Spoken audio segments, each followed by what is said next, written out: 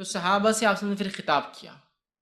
کیا خطاب کیا تھا صحابہ سے آپ نے؟ جب یہ آیت نازل ہوئی تھی سورہ حج کی آیت نمبر 1، یہ آپ نے خطاب فرمایا، جانتے ہو یہ کون سا دن ہے؟ مطلب یہ جو زلزلے کی بات ہو رہی ہے، اس گھڑی کی بات ہو رہی ہے، زلزلے کی کون سا موقع ہے جس کو عظیم کہا قرآن نے؟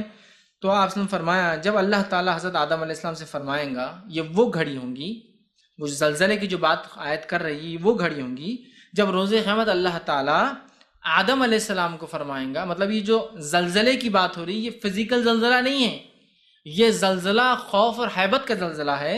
جب اللہ تعالیٰ آدم علیہ السلام کو آواز دیں گا روز قیامت، کہیں گے آدم اپنے لوگوں میں سے جہنمیوں کی فوج الگ کر دو. تو آدم کہیں گے اللہ کیسے کروں جہنمی کی، مطلب جو برے لوگ ہیں دوزخ کی فوج اللہ کروں تو وہ کیسے ہوں گے؟ تو اللہ تعالیٰ فرمائیں گا ہر 1000 میں سے آدم تیری اولاد سے 999 کو نکال دے، یہ ہوں گے جہنم میں جانے والے.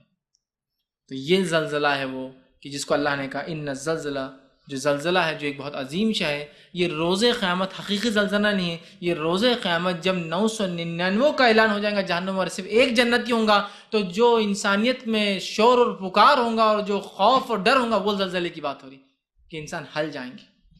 اندازہ لگائیے اگر کوئی مجمع میں کہہ دے کہ 1000 لوگوں میں صرف ایک کامیاب ہونے والا ہے تو اس مجمع کی کیا حالت ہوگی.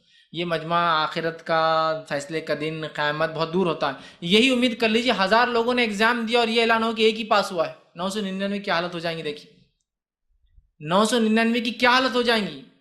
اندازہ لگائیں کہ صرف ایگزام میں فیل ہونے کا کہہ دیا جائے 999 فیل 1000 میں سے تو کیا حال ہوگا.